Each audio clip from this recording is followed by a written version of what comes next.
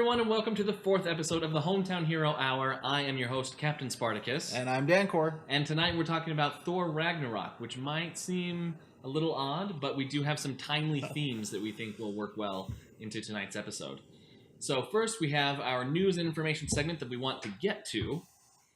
Yeah, so first off, Xbox One exclusive games. Something that we just kind of found out is Sea of Thieves is going to be an Xbox One exclusive. Right, as per GameSpot.com. It makes me really sad.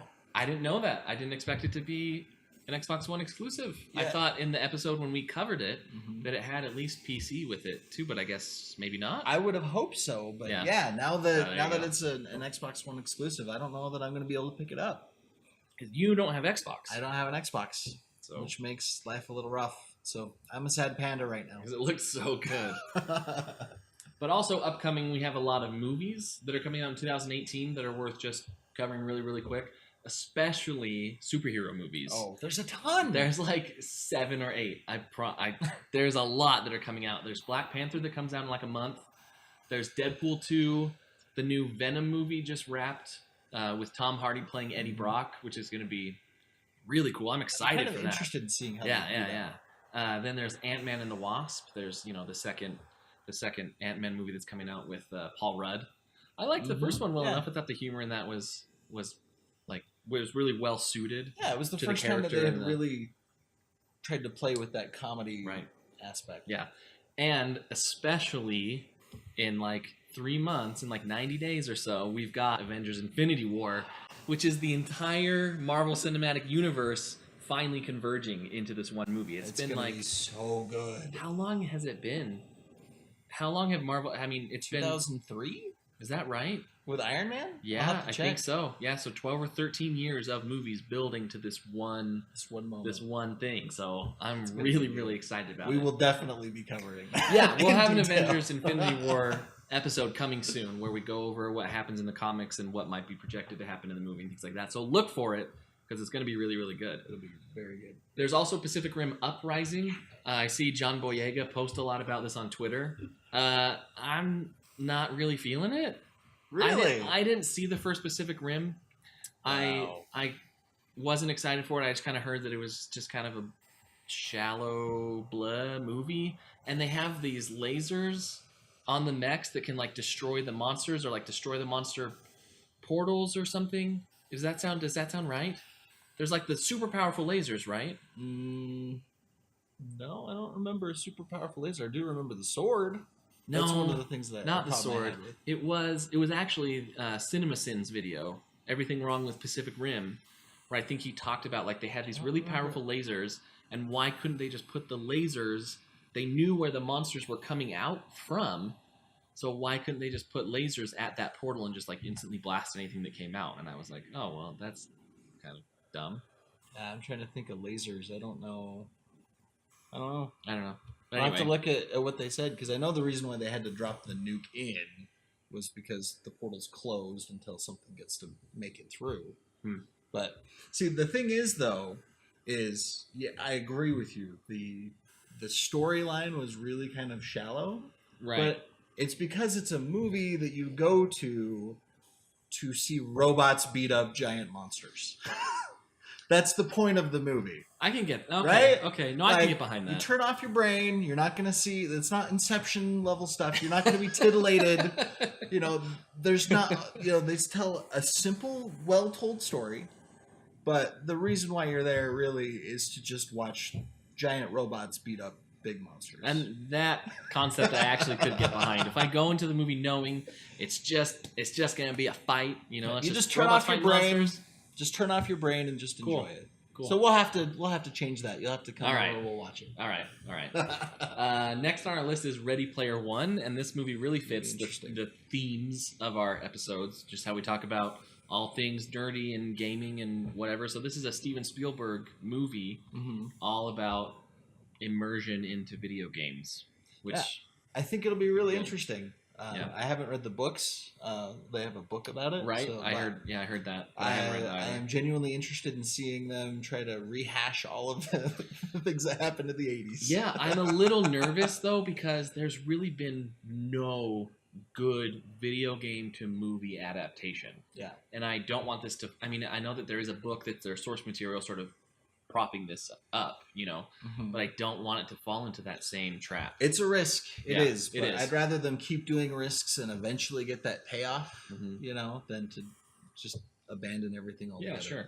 Well, speaking of taking risks in movies, our next one on the list is A Quiet Place. Movie directed by John Krasinski, who played, oh my gosh. He was Jim. Yeah, who played Jim in The Office. Total brain fart. It's the commentator's curse, right? I can name it any other time ever, but not then. Yeah, who played Jim in The Office. And he's co-starring his real-life wife, Emily Blunt. Which Didn't is know super that. cool, That is really right? cool. Yeah, I'm not normally into like celebrity gossip and who's married to who, but that's cool. She's been in a lot of movies that I've seen and enjoyed, especially like Edge of Tomorrow and stuff like that. And so it's cool to just see those connections, right? I'm not a People magazine guy, but that is a fun piece of information. I never would have put those two together in 1,000 years. No, he did very well. Anyway, so the movie is all about how this family has to communicate in sign language because there's this evil that's attracted to sound. And I think that is a really, really cool premise. And I'm calling it right now. Look for A Quiet Place on next year's Oscar list. Well, especially if they play that up and you have lots of periods of super quiet space where they're still communicating. Right, very Castaway-esque. No sound. Yeah, right. Exactly. So I'm calling it. It's going to be on the list on for the an nominee Oscar. list. Yeah, I can see that. Yeah, and next we have The New Mutants. It's an X-Men movie that's coming out. Right.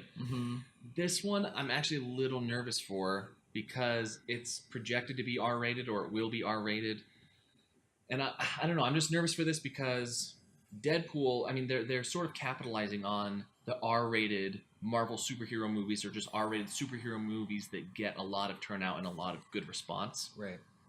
But on that list also is Deadpool, which you had to have Deadpool be rated R. It didn't work any other way. Otherwise, it would not. It wouldn't be Deadpool, right? So I saw it. I loved it because I understood that that's the way Deadpool had to be played. Right. I don't think other superhero movies have to be that way. Logan, I didn't like it, and I know that might be an opinion in the minority, but I thought that the use of the F word was way too frequent, and I thought that the violence was way too hyped up. I'm not one that does, I mean, I love violence. Like 300 is one of my favorite movies. You know what I mean? Like getting heads cut off, and I love it, but not in Logan. Maybe I went into it with the wrong attitude because I was also sort of hoping or expecting, especially from the trailer, to see some of the Old Man Logan storyline.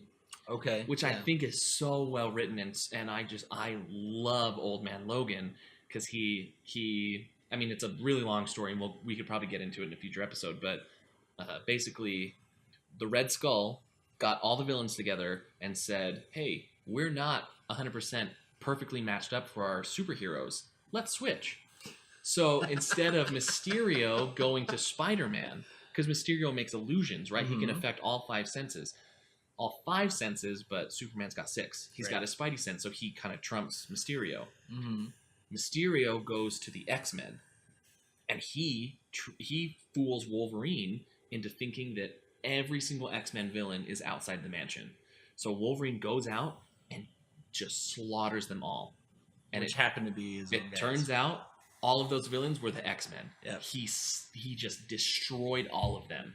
So from that point on, for like 40 years, he won't pop his claws. He won't fight. He's done.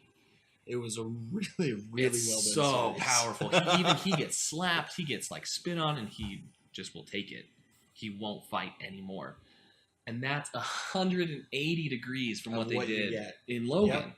So I felt like that was kind of the weaker choice, and that this Old Man Logan you didn't even have to show him killing all the X-Men, but this Old Man Logan that's now just tired of fighting would have just been such a stronger choice and such a more powerful story, I think.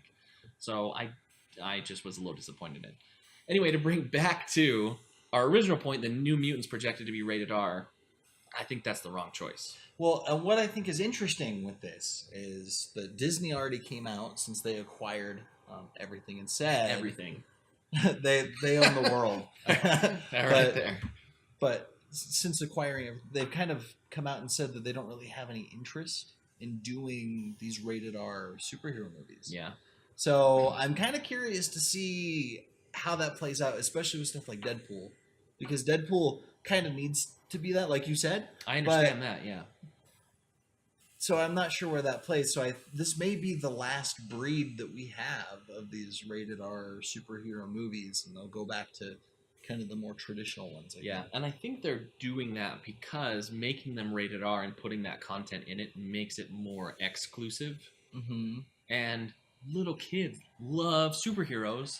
They want to watch the superhero movies, yeah, Wolverine was one of my favorites as a kid. I know that my son is a fan of Wolverine, but he can't watch Logan. No, and he doesn't. No, and he doesn't understand why. Right. So that's kind of a little bit of that, I think, as well. Yeah. So there you go. There's that. I'll get off my soapbox now. Yeah, next on our list, we're wrapping up, I promise, then we'll get into tonight's topic, is Solo, a Star Wars story. Yeah. We kept this on our list because I'm also nervous for this a little bit. And it's not just because I think Disney has kind of killed everything that I loved about Star Wars. With a hatchet. But I also think that a Han Solo movie origin movie is completely unnecessary. Yeah. Part of his charisma and his allure is that he is just this guy, this confident guy that swaggers in. You don't have to know his backstory because he's got all this charisma. He's got all this, he's super capable. Mm-hmm. You don't need to understand where he came from to understand why you like him. Right. If that makes sense. Yeah. I'm kind of hoping that, if anything, I hope that it's like Scoundrels, which is a book that they did in the extended universe, which talks about kind of what made him wanted by Jabba, like how that job went down, and showed kind of one of his first big scores that he ever had. Like, that was decent, but yeah, ultimately unnecessary. Yeah. I'd rather see either jump all the way back into the Old Republic where we have hundreds of Jedi, hundreds of Sith fighting each other. The Old Republic movies would be so good. Let's get to the future. Let's keep progressing things and get to the point where if Rey is going to end up, re-spawning everything, let's just get there. Yeah. So that now we can have more presence of Jedi, more presence of Sith, and that we can get back to those, which really is my favorite time in the Star Wars universe. And then also on our list is The Incredibles 2. This is 10 years in the making, 15 years in the making, right? Mm-hmm. And I thought it was interesting that it kind of picks up almost exactly where the first Incredibles movie left off. Right. Where Dash and Violet and Jack are still kids. I thought that was strange. So I am excited to see where they go with it. I'm positive they understand the weight that this movie must carry. Yeah. Because The Incredibles was so good. Incredible. Yeah. I love that movie. So if they're going to wait 15 years to put out a sequel, that's a lot of pressure, right? So I'm optimistic that they'll deliver, but I do think it's a little strange that the kids are still kids. Yeah, I think that is kind of interesting that they're starting from there, because I really wanted to see how do their powers grow and evolve, especially Jack, because we really kind of don't know exactly what his powers are yet. Right. So, I mean, the trailer showed some more of his capabilities, just showed some of his random powers manifesting. So yeah, maybe we'll get a little bit more of that. And then last on our list is Jurassic World Fallen Kingdom, the new Jurassic World movie that's coming out. So more dinosaurs. Pretty it's not cool. a bad thing. I like Jurassic World, mostly because I mean, kind of like Pacific Rim, I went into it with the mentality that this is a dinosaurs kill everybody thriller movie. There's not going to be a whole lot of depth here. You shouldn't really look for it. That's kind of what I'm going into with Fallen Kingdom. It's going to be a dinosaurs eat everything thriller movie where the characters are super frustrating because they make terrible decisions. Dinosaurs and volcanoes. That's a pretty good combination. But that's because it's about the dinosaurs eating people, not about how people make great decisions when there's dinosaurs involved, right? So that ends our news and information segment for this week. We're going to get right into Thor Ragnarok. All right. So the first thing with Thor Ragnarok, it was awesome. I loved it. It was such a fun movie. The thing that I couldn't help but notice, though, is that as I'm watching this show, I keep thinking to myself, this reminds me of my D&D games. Yeah. Right? We're sitting there, like the opening scene. So Thor is waking up. He's in, what is it called? Tartarus? Well, that's the name of I it. think that's just what you could compare that to. Okay. In I mean, he's basically he's locked up, right? Yeah. It actually reminded me a lot of one of the 5th edition books. Starts out with you in the Underdark, captured by people Out of the Abyss. Out of the Abyss. That's so the beginning of Out of the right. Abyss. So I mean, we've seen this trope before, but he starts there and then ends up falling down in chains with a super scary boss that's ready to talk to him. Right. And it's just every little thing. You had him trying to break out of the chains. Mm-hmm. And then fails, which is just so much like trying to, make a strength check to try to break out. That doesn't work. Then he's like, I'm going to call for Mjolnir. Mjolnir doesn't end up showing up. So it's just like he keeps fumbling those rolls. And I think that really like the parts where things didn't work and fell down helped make it a lot more instead of just these perfect movies. This person has perfect shots, whatnot. Now adding these bits of imperfection kind of really is it's putting that D&D spin on it for me. Yeah. And not only did it remind me of a D&D game, it reminded me of my D&D games that I participate in as a player. Mm-hmm. Because when he's sitting there in the chains and what's this guy? What's the fire guy's name? Do you remember his name? Starts with an S. Remember, yeah. I don't super remember. Something like that. Right. And he's like, well, where's your crown? Right? I can see myself asking the dungeon master, well, where's the crown? It's on my head. I'm like, and a lot of times Delta G will DM our games, and he'll actually have images up on a screen projected or whatever to kind of help. And so he, I can see Delta G being like, it's on his head. That's it right there. And me as the player being like, oh, I totally thought that was a weird eyebrow. Yeah. Okay. Sure. Whatever. Those aren't horns? Yeah. No. That's his thing on his face. I'm going to steal that. Okay. Yeah. Right. So then rolling, you're like, okay, I want to do this really cool thing. I'm in chains, so I want to bust out of the chains as I catch my hammer. Okay, go ahead. And I roll. I got a 4. No, that's not going to be good enough. You call for Mjolnir. He doesn't come. You can't break out of the chains. Okay, crap. I want to do it again, right? And then you bust out. You grab your hammer, and now you roll for initiative, and you go do your fight where he's whipping his hammer all over the place and stuff. Right. That was really, really cool. But they had a few instances of that. Yeah. In the show, like Valkyrie, when she first comes out and is trying to intimidate this group of people. Right. Then she's walking out of her ship. Imagine somebody's rolling for intimidation, gets a nat 1. She falls off her ship into the garbage, right? And now nobody is taking her seriously because she just fell down. And she keeps going with it, trying to intimidate them. It fails. And then she finally just has to obliterate everyone. Right. She has to actually fight them in order to make this right, because not only are they not intimidated, but they're so not intimidated that they've turned hostile. Right. And now you have to roll for initiative. Dang, sorry. Yep. Yeah. So it's a giant D&D game. Other example, Thor trying to take the ball that Hulk's throwing around in the room. Right. And he tries to break the window with it. Mm-hmm. It bounces back and ends up smacking and he falls on the floor. Right? Yeah. These are the kinds of things that happen in D&D on a regular basis. Because you have a 5% chance that whatever happened just isn't going to work out. Right, because as the player, you want to do just the coolest, most badass stuff possible, right? Mm-hmm. So on Thor, I want to make my escape down to that ship. Okay, how do you want to do that? I'm gonna take the ball that Hulk is playing with, and I'm gonna smash the window with it. And you fail. Not only do you fail, but you take 2 points of bludgeoning damage, right? So I just love seeing those parallels, especially because I'm an uber nerd gamer. Those were super prevalent all over the place. That was hilarious. They had some other moments that I loved, like Get Help. Hey, let's do Get Help. What? Get Help. No. Come on, you love it. I hate it. It's great. It works every time. It's humiliating. Do you have a better plan? No. We're doing it. We are not doing Get Help. Get help! Please! My brother's dying! Get help! Help him! Oh, classic. Still hate it? It's humiliating. No, not for me, it's not.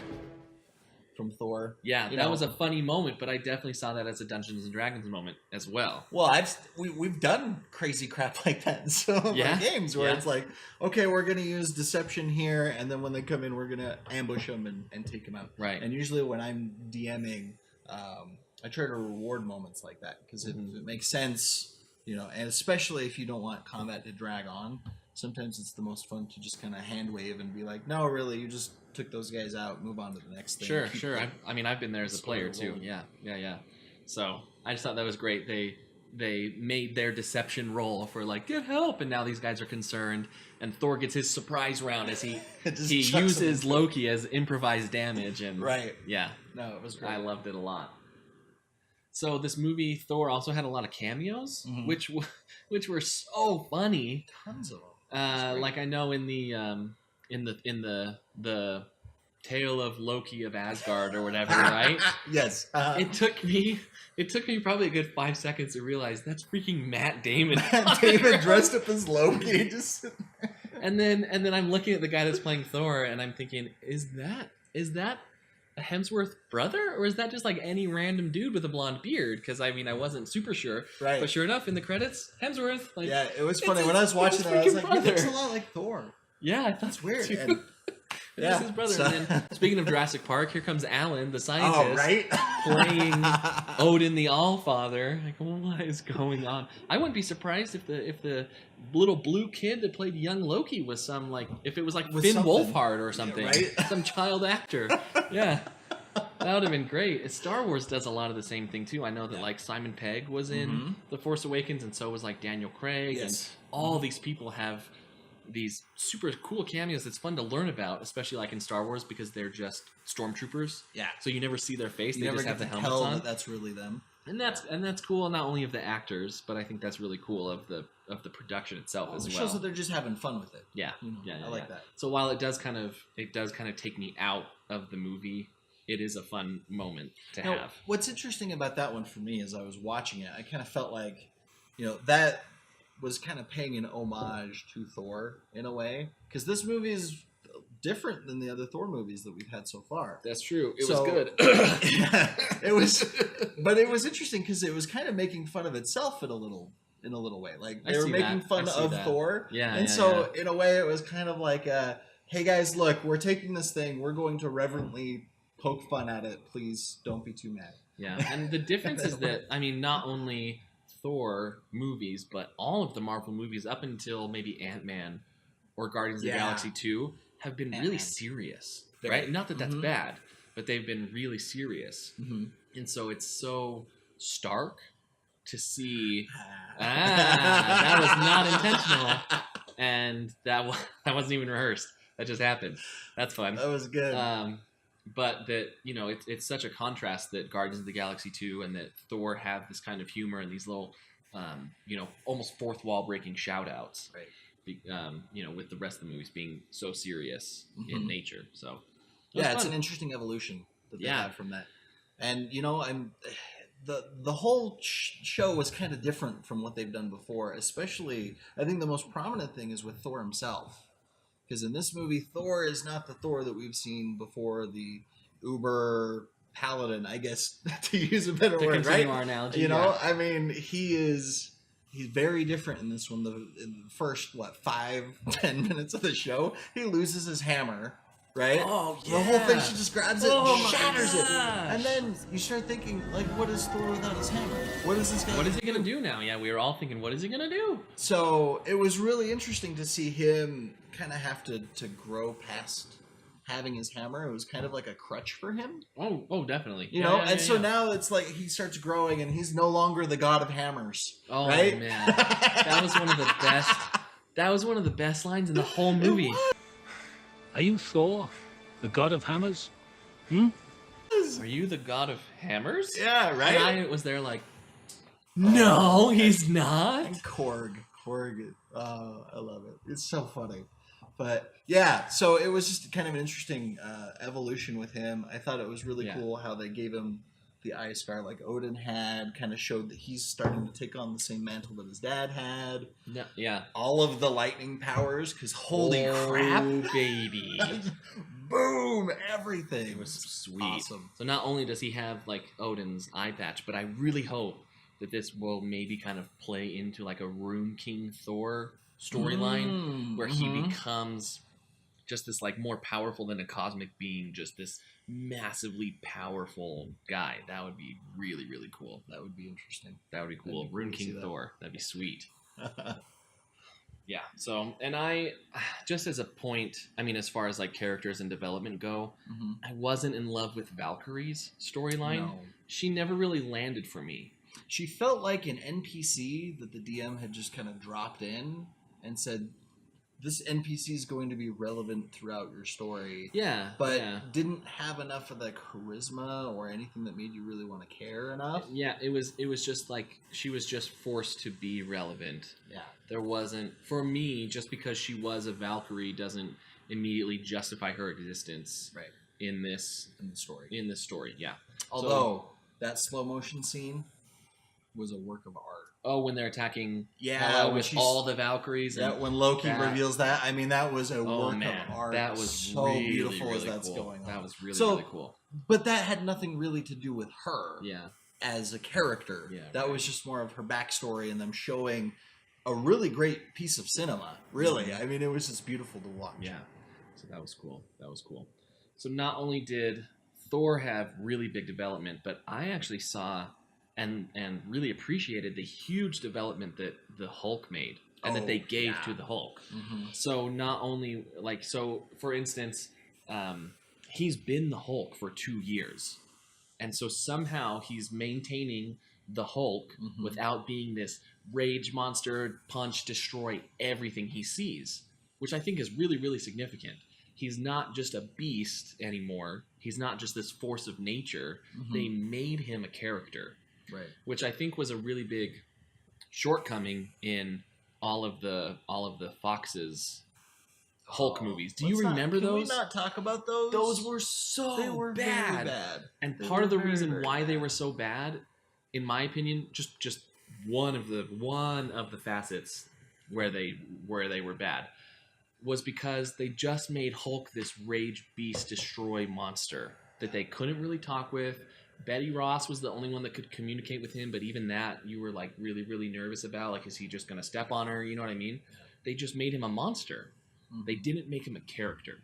And that's what I think people really gravitate to and really, really love. Yeah. I know the turning point for me when I started to really love the Hulk character was when I watched the animated Planet Hulk.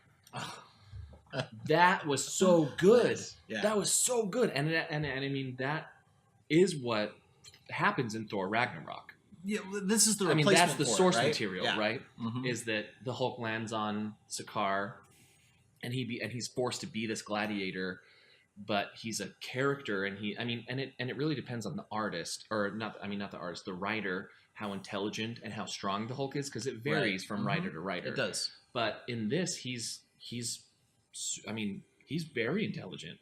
He's just he's like, he can make full sentences and not necessarily in Thor Ragnarok. I'm talking about like the Planet Hulk story. Oh, okay, for that one. Where he can actually make sentences and think through stuff a little bit more logically rather than just Hulk smash. Well, but in Thor Ragnarok, I think that they did that too. They did that too, not to the same degree, No, but that was it wasn't fine. quite as intelligent. It as that. was more intelligent though. Yeah. And it was fun to see Thor have those conversations and just kind of dork around with Hulk and see that he could be talked with, he could be communicated with without him like Right. And not only that, but him be reasoned with. Yeah. So at the end, when the guy with the crown eyebrows, right, he turns into the thing as big as a mountain and starts destroying all of Asgard, and the Hulk just like just goes in there ready to punch him up, right? Yeah, and they Thor talked him says, down. "No, yeah." They talk him back, like, "No, we gotta go, leave it." Well, also, I think because Thor might have suspected that Hulk could stop this guy from destroying Asgard. Yeah, maybe. I mean, that's... And he had to in order to take out Hela, but Hulk actually got talked back from a fight as Hulk. Yeah. He didn't revert back into Bruce Banner. He was the Hulk at the start of the fight. They talked him down. He was the Hulk, and he walked away. And that is so significant because that's not something that we've seen before. Yeah, it's a huge change from what they've done in the past, for sure. Yeah. So I think the Hulk really fell, like the Hulk movies, really fell into the same trap that Wolverine fell into in the comics in the early 2000s. Wolverine's comics really dipped in popularity.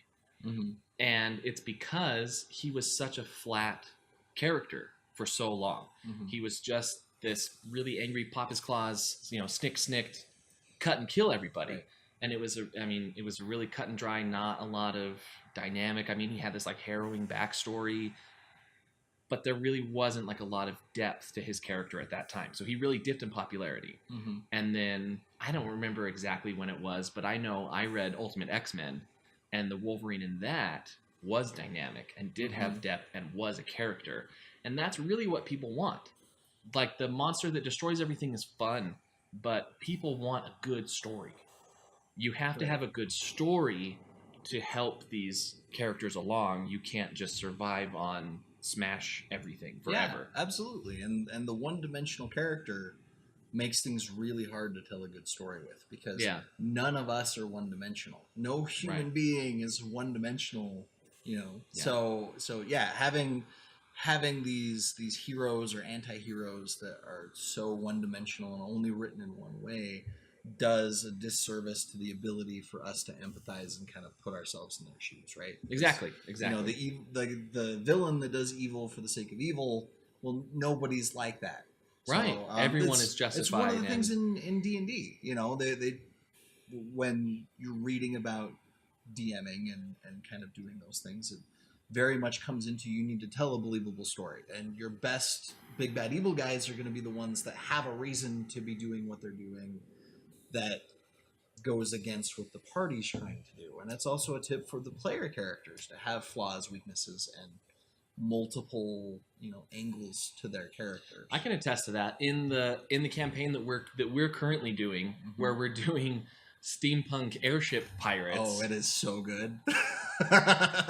3 words. 3 words. Oh my gosh. Steampunk airship pirates. And that's it. Oh my gosh, it's so freaking fun. And Delta G is DMing, and he just does a beautiful job. Yeah. But in that, my character, I play a Minotaur barbarian fighter, and I've never fleshed out a character like I have this guy. No, you did great. And he's lawful evil, and evil doesn't mean that he's going around kicking babies and punching old ladies. Right? It means that he has more selfish motivations. Yes. And Minotaurs are conquerors, but he's a lawful evil because he follows this strict code of strength and honor.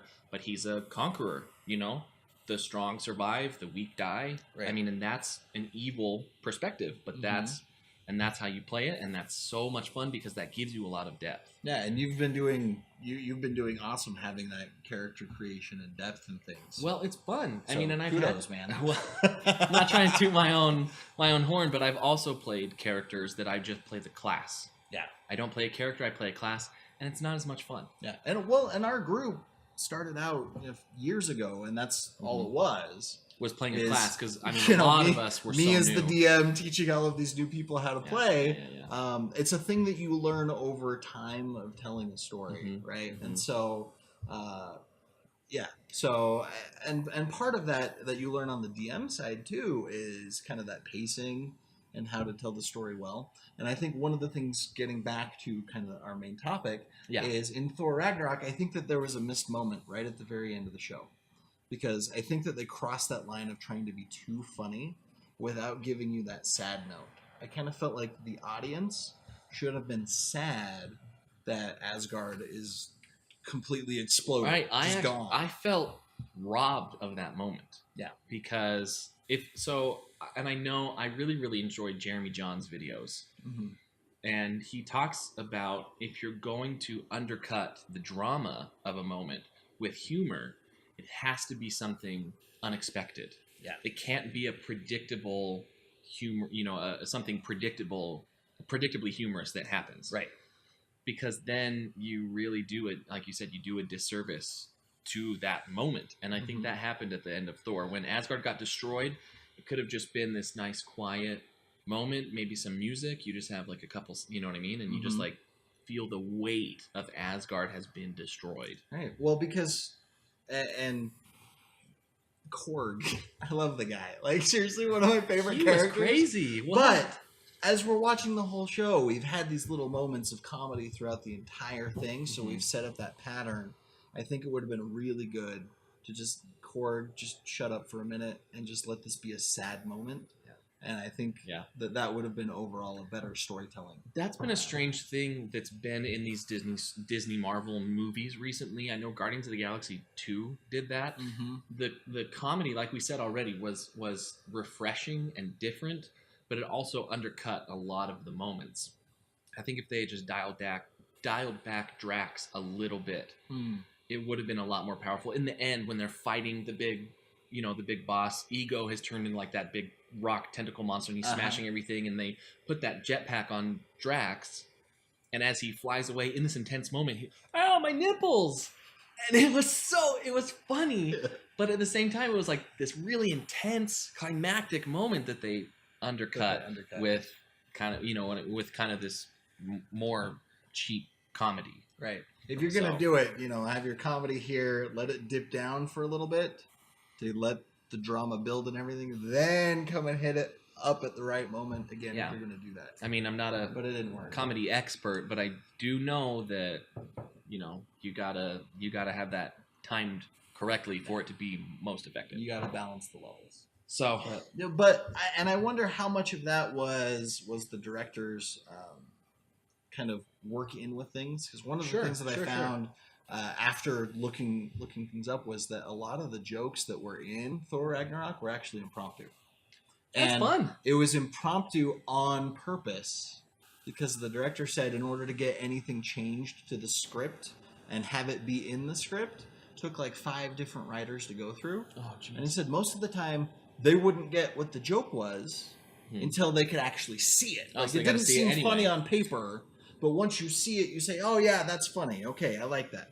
Yeah, right. At first I thought impromptu on purpose. How do you do that? Right? Like that seems like an oxymoron, but it makes. I mean, if the writers would have to see the joke anyway to get it, then you just do it. So, for example, the area where they're checking out all the weapons. Yes. That entire scene never existed in the script. All it was Korg walking Thor through, showing him stuff until he ends up seeing Valkyrie. Instead, the director pulls Chris Hemsworth aside. They start talking about all of these ridiculous props that they end up having in the thing. Because, they've made all these different weapons for him. Right. So they just sat there and essentially built the scene off of the things that they were making fun of. And then Chris Hemsworth had the joke about riding the hammer. Oh, he did that? He did that. Oh, that's funny. So, it was kind of through that process that they had a lot of these things come in. So it was great. But I think that there were a couple of times where they just needed to back that off just a little. Yeah. There were times where it worked, like this walk would only be effective if you have 3 vampires that all clump together, right? Let me tell you, I so want to make a barbarian that is made off of that guy. Like, well, I'm feeling a little perturbed now, so I think I'm going to go into a rage. Go into a rage? It'd be Bonza. Right? Yeah. Seriously, it'd be so funny. Mm-hmm. Talk about a memorable character. Yeah, Korg was good. He wasn't. I expected his voice to be like deep and gravelly, and then here comes this the Thing. But then here comes this like more like light toned Australian, New Zealand guy. Like, right. Wait, what? Well, yeah, it was fun. So I was impressed with that, and I thought they did a great job in that case. Yeah. Of playing against type. Yeah, which is another fun thing to do, right? The juxtaposition of the character and what you think his voice would be was really fun. Oh, Korg is instantly one of my new favorite characters ever. It was great. Well, I think that's it for our Thor Ragnarok talk. Yeah. Overall, it was a great movie. It really tied in well with a lot of the Infinity War stuff that's been building. I think it was definitely the best and strongest of the Thor movies. You saw a lot of development. Yeah. Mm-hmm. Best story told so far. Yeah. Couple of things, and most of the things in this video that we talked about negative are really nitpicking. It is. Really, I mean, this is like just, you got 5 out of 7, right? What do again? There's only a few small things to tweak, but overall they hit it out of the park. Everything else I thought was so good. Yeah. So, all right, and with that, we're going to get into our game for tonight. Make sure you stick around. All right. See you guys. Hey everybody, Captain Spartacus here, back with our Hometown Hero Hour gameplay time. We're going to be playing Space Pirate Trainer on the Oculus Rift. So let's check it out. I'm going to play first because I'm not very good, and then we'll see Dancor play because he's number 3 in the world. And that'll be pretty sweet. Sorry, did I spoil it? No, you're fine. Alright, so let's get at it. I've only played this like once or twice, I think. So let's just What gun are you going to use? I really like this repeater. I mean, I'm sure it's not very powerful. Oh, actually, that single shot is very cool. All right, let's, what do we got here? Old school, probably, right? I like old school just because that's what it was before they had the big update. I can tell that there's a big update. The graphics, especially, like with the freaking thum of the shields, right? Super good, right? Yeah. They did a great job on it. There we go. All right, and I got my radar down here. Yeah, the like, toom, right? Yep. You got your power up. I didn't know you got power-ups. That's Yeah. awesome. What the heck? See? That's how new I am at this. So for you guys watching at home, Space Pirate Trainer is one of my favorite Oculus Rift games. It allows you to essentially just blow up a whole bunch of robots that are coming at you. You don't have to move around a whole lot. You pretty much stay in one place. The guns have different modes on them, which really comes down to different styles of gameplay. Things like a shotgun, grenade launcher. He's using the pistol right now, which is single shot. Each one has their own strengths and weaknesses. Dang it, I can't. There. Yeah, Come there on. you go. Okay, so do you notice how if you're looking through the reticle on the aiming, Okay. it turns green when you will hit them when you pull the Okay. trigger. So I don't- that can help you, and the arrows kind of tell you what direction you need to move to make it happen. What do we got here? Whoa, what the heck was that? Whoa. Yeah, that's like a grapple. And then yeah, you can use the shield to repel. Come here, dudes.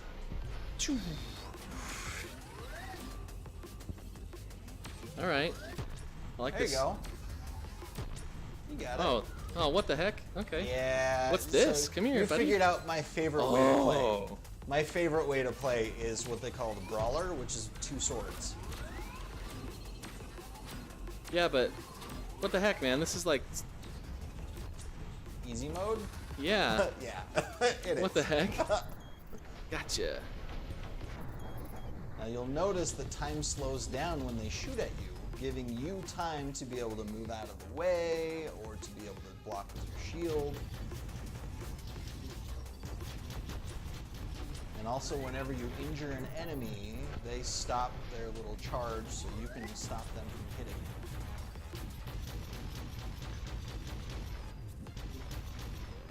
Oh, can do okay. it. I'm seeing it now. No, I'm seeing it now. I'm getting Okay. it. You see that how it goes green? Yeah. Yeah.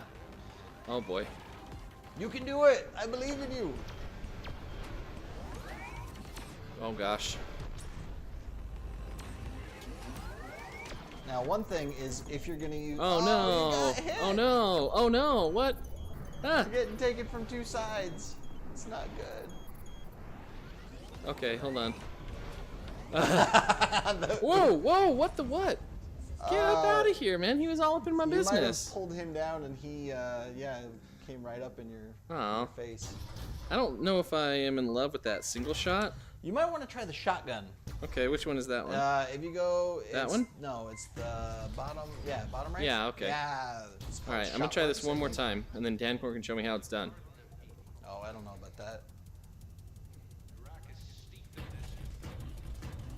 I mean, the nice thing about it is Okay. it has a wide spread, so when you've got lots of enemies. Another one I would recommend trying is the grenade launcher, because it is Ah. just absolutely fun. Oh, what? Yeah, don't forget, you can move. So Oh, you can yeah, dodge to the okay. sides.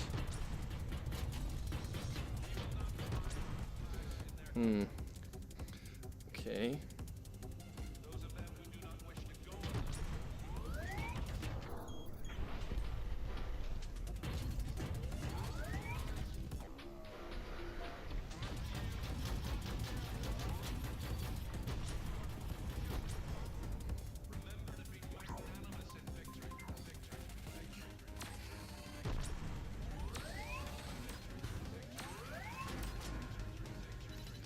Oh, I see.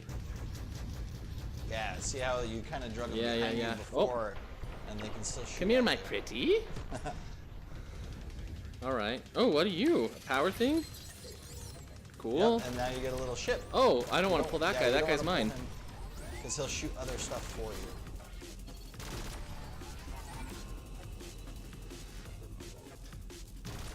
Nice. Okay. I didn't know I could even affect him, so I got to be careful. Yeah, you don't want to shoot him. You got to be kind of careful when you've got Oh. one of those out, but they only stay for a Oh, short okay. amount of time. Whoa, they shoot so much. Well, yeah, you've got the you have the beefier white ones, which will shoot a whole lot. And then right now you're playing the old school. They actually added a whole bunch of new types of enemies, and they actually made the way that I like to play a lot harder because they're not affected by the grab at all. So I usually will just play this old school method because I enjoy. Whoa, whoa. That was good, dude. I You thought I got shot in the just junk. in time. Yo, get out, man. What the You heck? can also reflect those bolts that they shoot, so that it will hit them back. Where? Kill them. Okay. So if you can, Oh, I see, angle like a it the right Jedi. way- yeah, exactly, just like a Jedi. There we go. Kaboom. Okay. Oh, all right. Threw him behind me. Yeah, you got to be careful now because he's behind you. I like now they added that little alert when they get close and you have the red square. They didn't used to have that. Oh, dang. So you had to really pay attention if anything was coming at you, and you could lose it in all of the different things coming at you. There we go.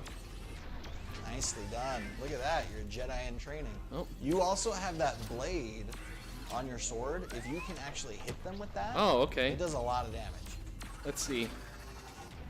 I think I got him with my sword. I don't know. What are you, thing? It's shields that go on the sides, so you can kind Very of cool. huddle up Okay. against them. Oh, I see. Ow. Oh. Yeah, be careful. Oh, We hot got low dang. ceiling. Oh, watch out. Nice. Oh, there we go.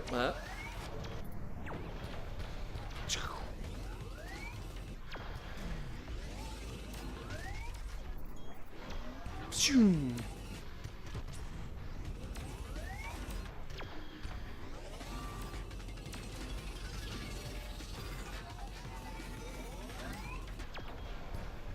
Okay, I'm getting this better now. Yeah, you're doing great. Come on, there we go. Damaged my shield, I don't know. Ah! Ah! Ah! Oh my gosh. Oh no! Oh, no! I looked away for like 1 second. Okay. Oh, then it All right, counted as Dancor. 2. You gotta beat me. I got to wave 13. All right, here we go. Let's switch this out. Hey guys, it's me, Dancor. It's my time, but first I want to clear something up a little bit. Oh boy. Yeah, cause they have all of these different. I don't know if you guys can see it very well, but they have different modes. Yeah, yeah. The mode that I almost always play is Brawler. Oh, hey, look at that! I still am number 3 in Brawler. Brawler, okay. So there are a lot of other people that are a lot better than me, but the way that I like to play, it's very similar to how you were playing. But we're gonna start off, and we're just gonna have both swords to begin with. Oh my gosh, okay. So, and there's a couple of important things to be able to learn from this. First is that you get bonus points based on how quickly you beat the level. Oh, jeez. Then you also get bonus points based off of how many consecutive kills you can make. Okay. Without getting hit? Just Or... in a certain amount of time. Oh, I see, okay. So if you kill 3 people, you get triple the points. Oh, well. So that's kind of the, like, how you go for points. Where to go? Yeah, all of this would have been... I mean, I don't think it would have helped me. I wasn't playing for points. I was just playing for not dying, so... Yeah.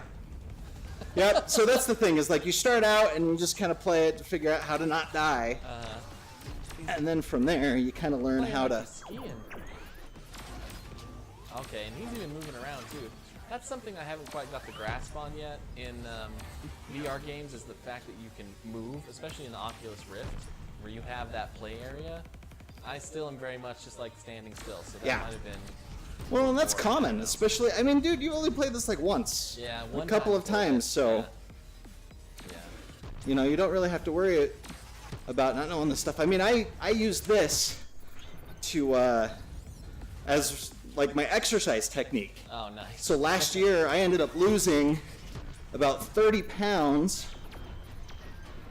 pretty much by playing this game. No way. Seriously. That's incredible. And so when we started out, Uh-huh.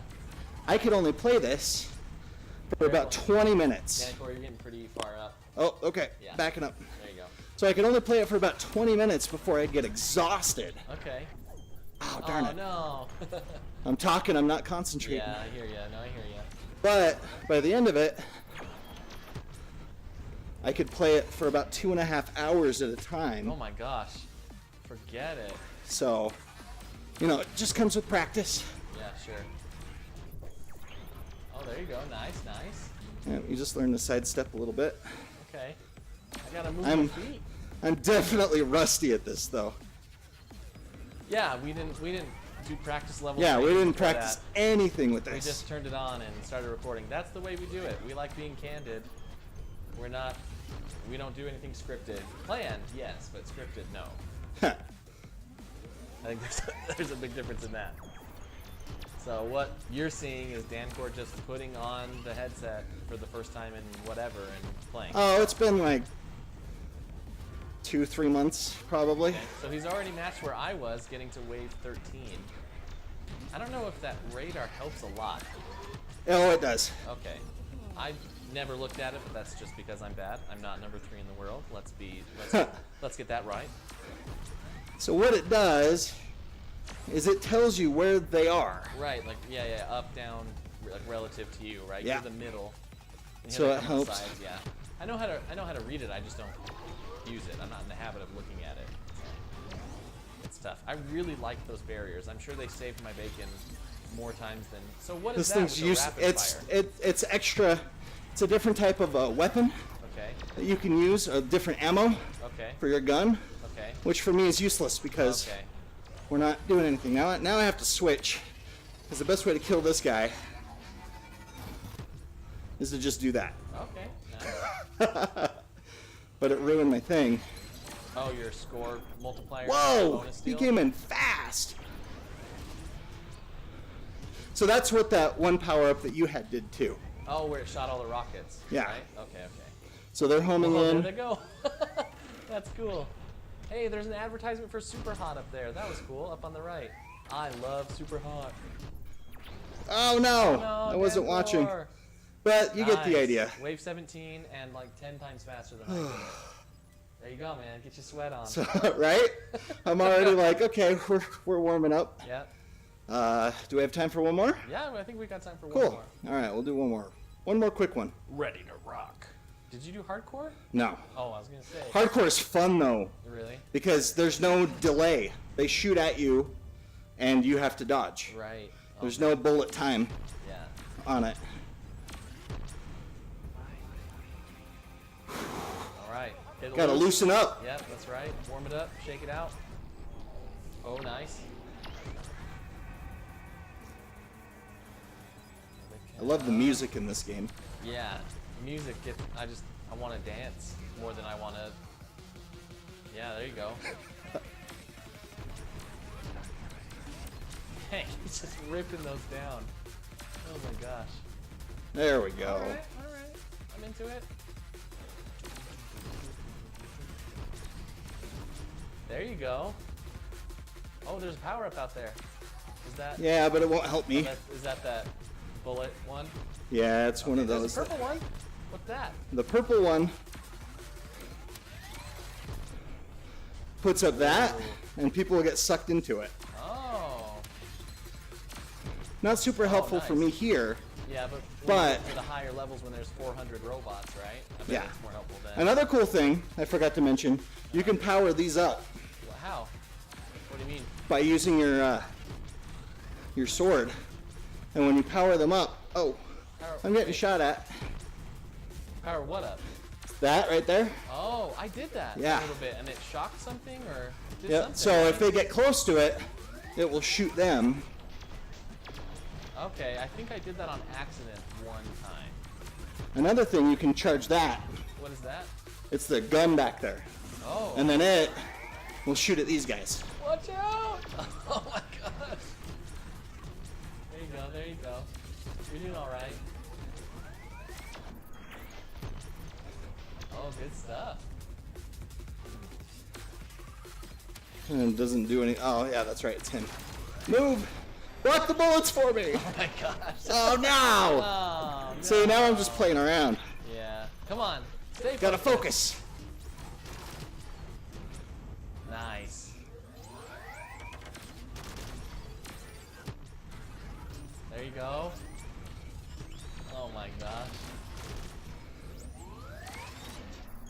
Oh, no, it came from the side.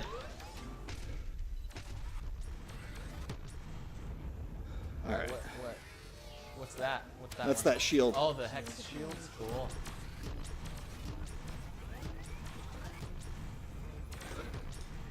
Whoops. I got the cable in there. That's why I had to install the things that you see. Okay.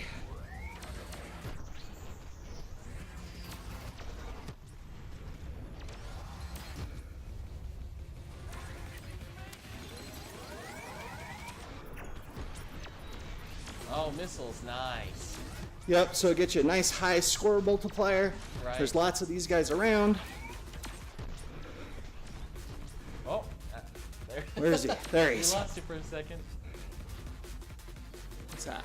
Oh, is that more? That doesn't help. Nope. I thought that was more missiles. It's that guy, though. Oh boy. He's actually causing problems for me. Oh my gosh, I can't believe you even survived. That was incredible. Oh. I love when you pull them down and instead they just slide instead of slam. Whew. Look out! Oh my gosh. That's insane. Oh no, I got hit somewhere. No. All right. Anyway, there you Well go. done, Dancor. Space Pirate Trainer. It's one of my favorite games. Go check it out. It's great. Thanks for tuning in to the Hometown Heroes Hour. Yep. And we hope you guys tune in again. If you like what you see, subscribe. And let us know in the comments what you guys want to see from us. Yep. We'll see you next week. All right. See you guys. Bye.